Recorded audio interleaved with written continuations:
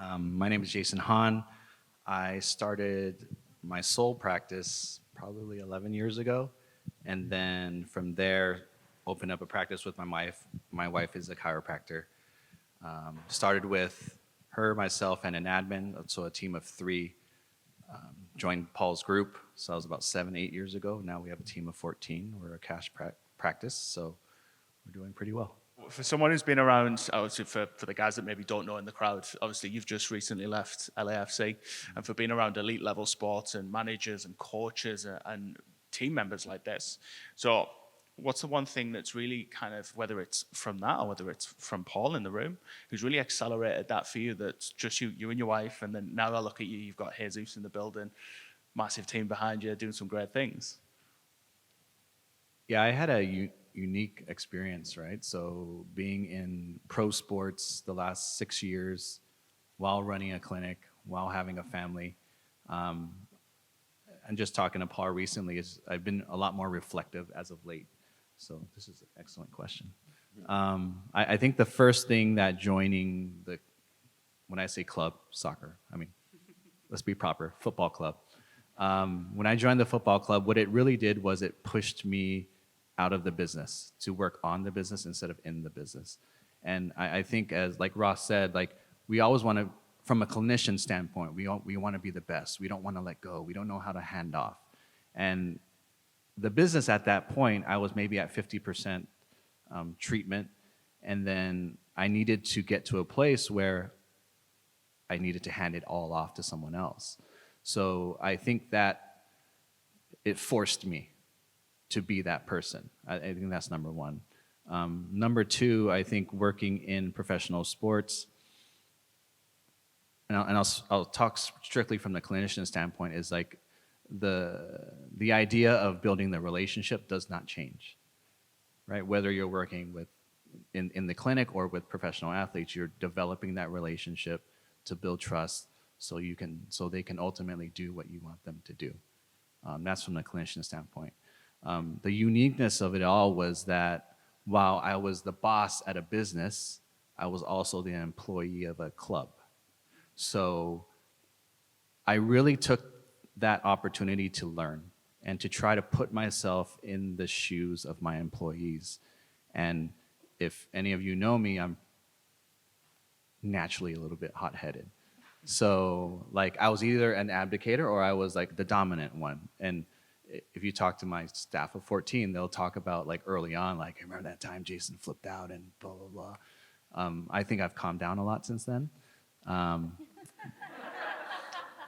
But within if we talk about like the football club itself, as an employee, early on, it was a new club.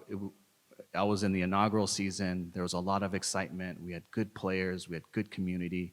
There was this sense of you're part of something.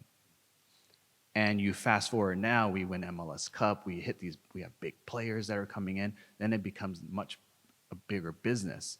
So as an employee in the club, I start to see the changes of like what was missing. And if we reflect back to being a leader, like what do our employees want? What does our team want? They want to belong. They want importance. They want to be celebrated. They want to be part of something bigger. So that really gave me an idea of like, that's what I needed inside my business, if that makes sense. So it gave me a really good perspective from that standpoint.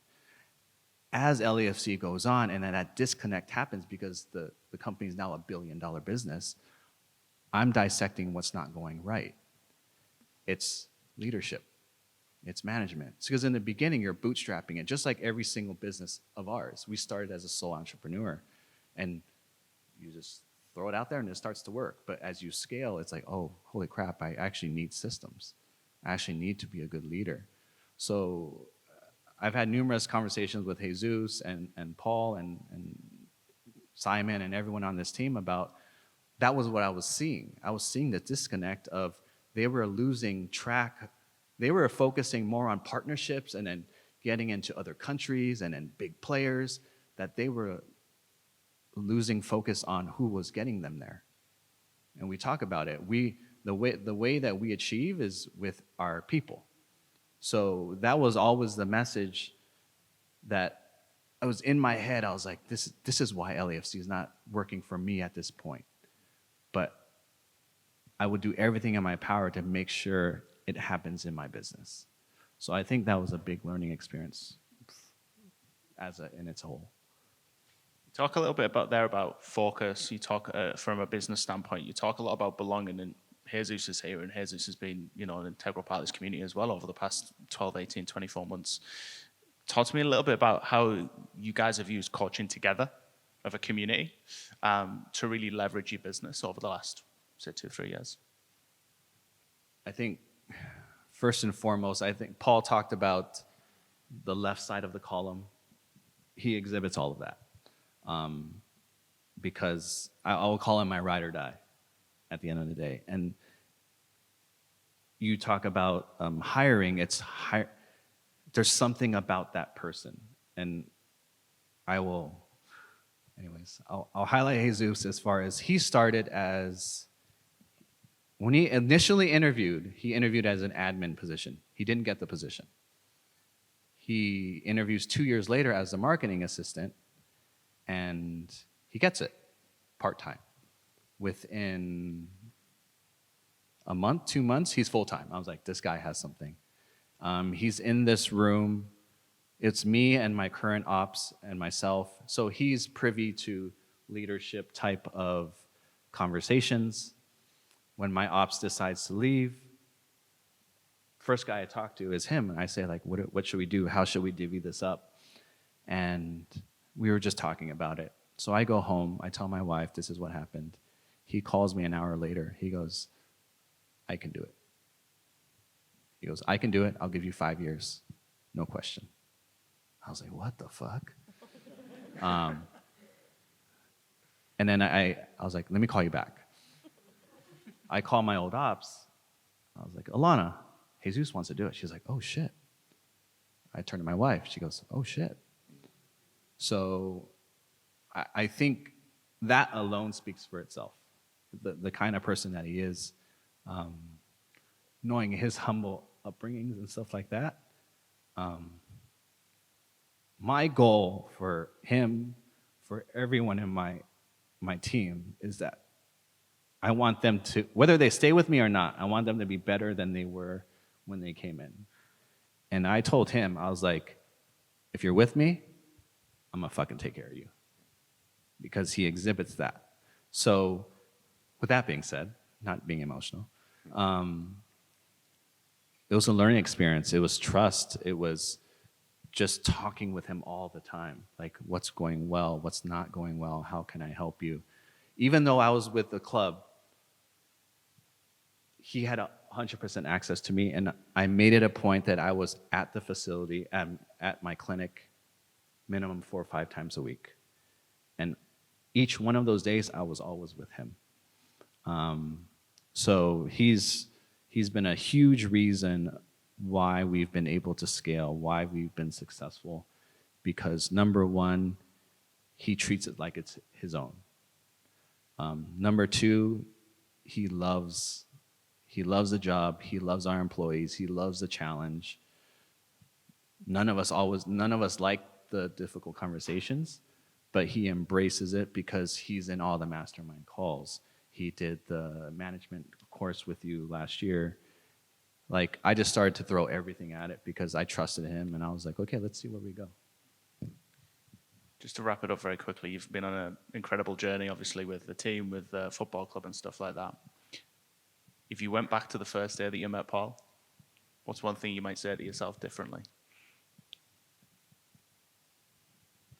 The first day I met Paul? Yeah. Or do we want to know that story? Well, I'm incredibly grateful for you, Paul. I did not know. It's crazy, the things in life that happen. And Paul was at my clinic a few months back, and early on in this whole journey, one of the reasons why I joined, because we've all been there.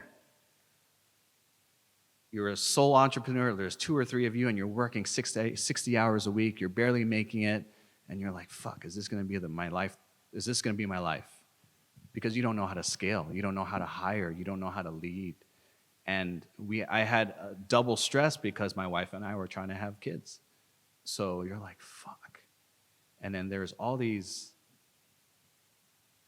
things happening that you just didn't think you can get out of.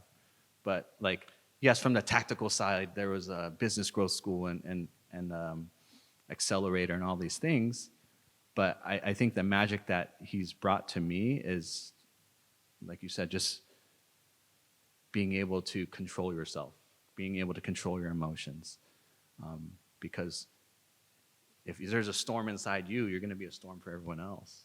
And when he was over at my clinic a few months back, I made it a point to bring him to my house. Because meet my wife, see the house I was able to buy, meet my kids. Like, without him and this community and the coaches, I would not be where I am now. And a lot of my life and a lot of the choices, not just options that I have now, are because of him and this community. And just my thing would be, holy shit, I know you're going to do all this shit for me. But thank you.